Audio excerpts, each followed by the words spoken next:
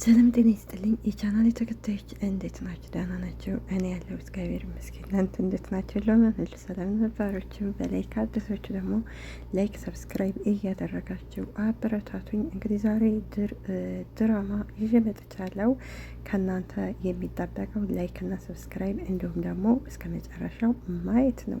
ባለፈው ክፍል ላይ እንግዲህ ይሄ የአምነን ወንድም ባርኮን እንግዲህ ከብሌን ጋር ሄዶ ነበርና ያው ደብሮኛ ምናምን ሲላት ያው እኔ ሲደብረኝ እናቴ ዛሃራ የምትነግረኝን ነገር ልንገር ስትለው እሱም እሺ ይላታል። አሁን እየነገርሽኝ በሙሉ ልክ ነው፣ ከዚህ ድብርት ስላስወጣሽኝ በጣም ደስ ብሎኛል ይላታል።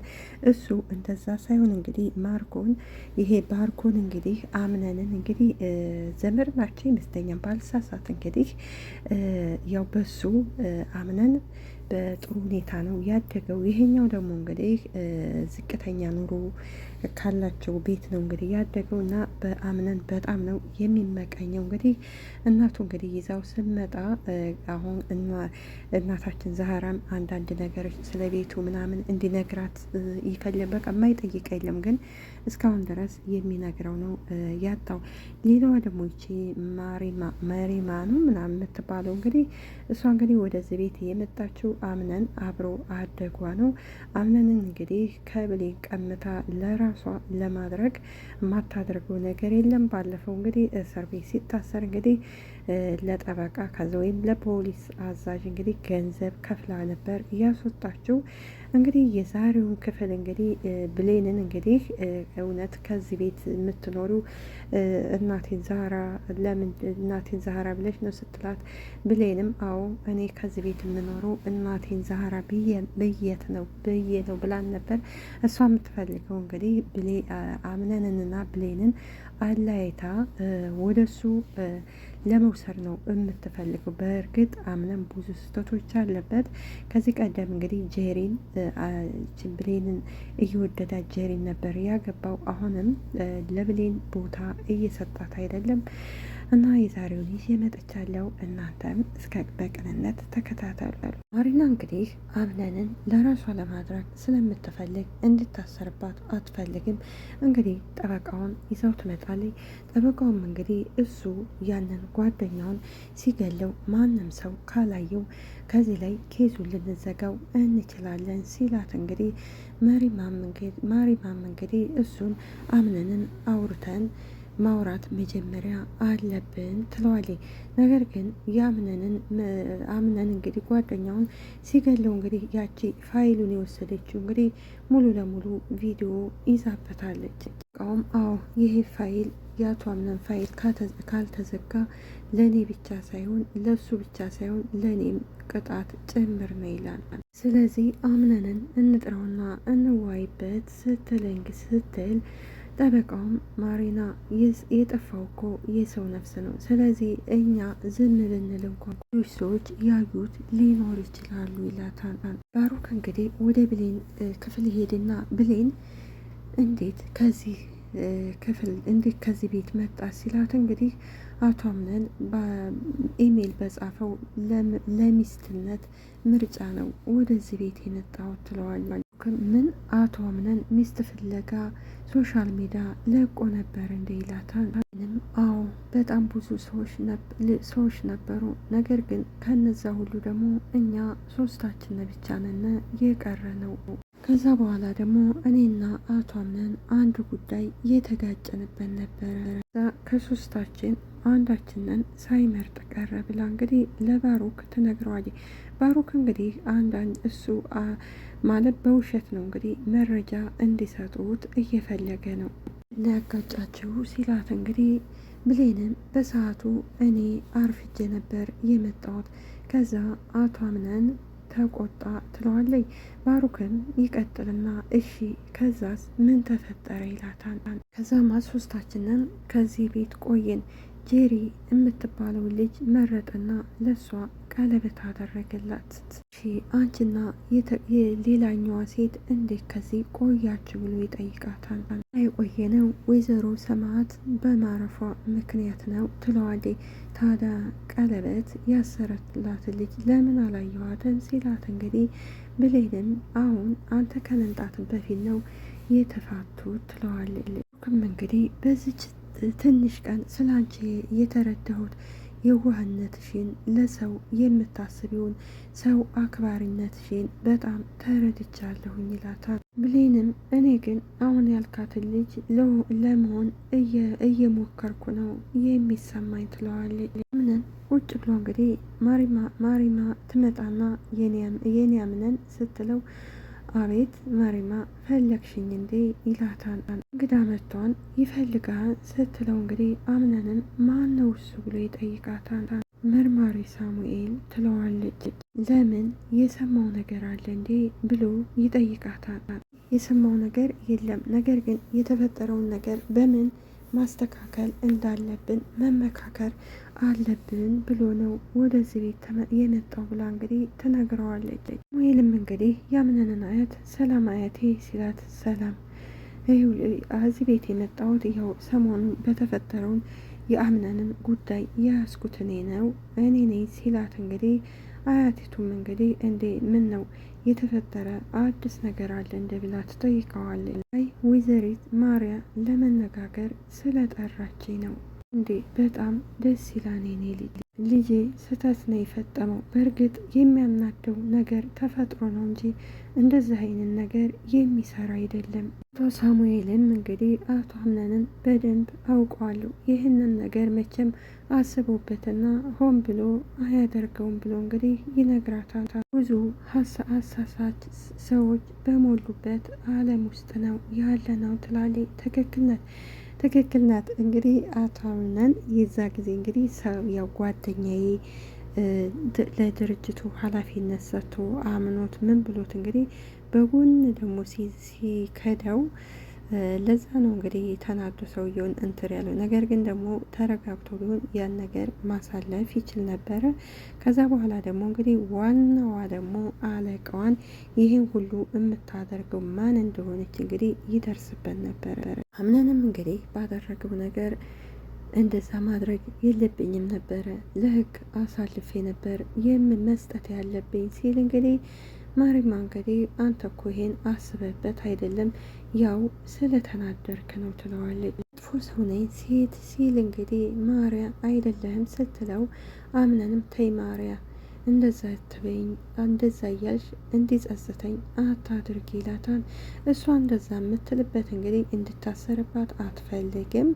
ያው አምነንን ለራሷ ለማድረግ ስለፈለገች እንጂ ወይንም ደግሞ አዝናለት አይደለም። ይማ እንግዲህ ክዱህ እንጂ ጥቅም እኮ ፈልጎ አንተ እሱ ክዱህ እንጂ አንተ እኮ አይደለም የካድከው ስትለው እንግዲህ አምነንም እሱም እኮ ምናልባት የሆነ ነገር አጋጥሞት ሊሆን ይችላል ይላታል። እንግዲህ ይኸውልህ አንተ እኮ ለሱ ጥሩ ሰው ነበር፣ የከዳህ እራሱ ነው። ስለዚህ አሁን ባለፈ ነገር መጸጸት የለብህም ትለዋለች። ምንንም አሁን እኮ እኔ ወንጀለኛ ነኝ ይላል። ወይኔ መሊክ ምን አለ የዛ ጊዜ ምንም ነገር እንዳላደርገው ቢነግረኝ ኖሮ ይላል። ማሪ ሳሙኤልም አቶ አምነን አሁን ወደ ራስህ ተመለስና ስለ ቀጣዮቹ ማውራት አለብን ይለዋል። ማሪ ሳሙኤልም እንግዲህ አሁን ወደ ራስህ ተመለስና የተፈጠረውን ነገር እያንዳንዱ ነገር ንገረኝ ሲል እንግዲህ አምነንም እንግዲህ የነበረውን በሙሉ እንግዲህ ያስረዳዋል። መርማሩም እንግዲህ ይህ ነገር ሲፈጠር በቦታው ሰው አልነበረም ወይ ሲለው እንግዲህ አምነን እንግዲህ ማንም አልነበረ ይላል። ነገር ግን አምነን አንድ ያላስተዋለው ነገር አለ። ያቸው እንግዲህ ዶክሜንቱን እየሰረቀችው እንግዲህ መኪና ውስጥ ሆና እንግዲህ ተደብቃ አምነን ምን እንደሚያደርግ እንግዲህ ቪዲዮ ይዛበታለች። ማሩም እንግዲህ ይህን ነገር ሲፈጸም ሰው ከሌለ ማንም አይጠይቀን ሲል እንግዲህ አምነንም እኔ ሂሊና ይጠይቀኛል ይላል። ትክክል ነው። ምክንያቱም ሰው አላየንም ብለን የሆነው ነገር ብንሰራ ደግሞ ሂሊናችን አያስቀምጠንም። ማርያም እንግዲህ አቶ አምነን እሱ ጋር የሚያገናኝህ ነገር ካለ ሁሉን ነገር አጥፋ ስትለው እንግዲህ መርማሪ ሳሙኤልም እንግዲህ ይሄውልሽ ይሄ እንትራችን ፋይል የሚዘጋው ማንም ሰው ጠያቂ ሰው ካላየን ያየው ከሌለ ሲል እንግዲህ አምነንም እንግዲህ ማንም ሰው አላየኝም ይላል። እንግዲህ ማሪማም ይኸውልህ መርማሪ የሚደረገውን ነገር አድርግና ከዚህ ጭንቀት እንድታወጣው እኔ ድጋሚ ሲጨነቅ ማየት አልፈልግም ስትለው እንግዲህ መርማሪ ሳሙኤልም ችግር የለውም አታስቢ ይላታል። መርማሪ ሳሙኤል በጣም ተሳስቶ፣ ምክንያቱም እንግዲህ እሱ ሕግና ደንብን ወንጀለኛን የሚይዝ ሰው ነው። ነገር ግን ደግሞ እሱ እንግዲህ ማሪማን የምትባለው ልጅ እንግዲህ ባለፈው ገንዘብ ሰጥተዋለች። አሁንም በገንዘብ እየደለለች ነው። ነገር ግን የፈለገ ዘመዱም ይሁን ምንም ይሁን ያው ወንጀል ነው። ወንጀለኛውን አምነን እንግዲህ ያው ወንጀል ሰርቷል። ስለዚህ እንደ ማንኛውም ሰው ተቀጥቶ ያው ፍርዱን ማግኘት አለበት እንጂ ይሄ ማለት መርማሪ ሳሙኤል በጣም ስህተት እየሰራ ነው። እንግዲህ በሀገራችን ያለው እንደዚህ ነው። አንድ ሰው ይማራን ይመረቃን ያው አገለግላለሁ ብሎ እንግዲህ ምሎ ይገዘታል። ነገር ግን ለህዝቡ አያገለግልም። ያው በገንዘብ በምን እያለ እንግዲህ ህግን አድበስብሰው ወንጀል የሰሩት እንደፈለጉ ይኖራሉ። ያለ ጥፋት ያልሰሩት ደግሞ ያው እስር ቤት እንደሚማቀቁ ነው የምናየው። እና መርማሪ ሳሙኤል ትልቅ ስህተት ነው የሰራው። በእርግጥ ይቺ የአምነንን ዶክሜንት እንግዲህ ይዛው ሄደችው ቪዲዮ ስለያዘች አምነን ወደ እስር ቤት ሲወረወር መርማሪ ሳሙኤልም አብሮ እስር ቤት ይገባል። እንግዲህ ማሪማ ወደ አያቷ ትሄድና እንግዲህ አያቴ አምነን ያደረገው ነገር ቆጭቶታል፣ እንዴት አድርጌ ወደ ራሱ እንደምመልሰው ጨንቆኛን ስትል እንግዲህ ይሄ እንግዲህ ሴት ይመስል እንግዲህ ባሩክ ተብዬ እንግዲህ ተደብቆ እያዳመጣቸው ነበረ። አምነን እንግዲህ ወደ ቤሊን ሄድና ለመኖር ሰልችቶሽ ያውቃል ሲላት፣ እሷም ከማን ጋር ተጣልተ ነው ትለዋለች። ምንም ከማንም ጋር አልተጣላሁም ይላታል። ግን ደግሞ ከራሴ ጋር ለመሸሽ እየሞከርኩ ነው።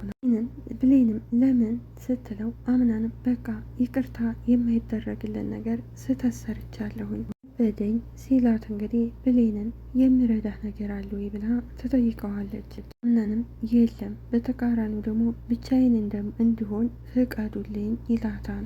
እንግዲህ መርማሪ ሳሙኤልን እንግዲህ ና እፈልግሃለሁ ይለዋል።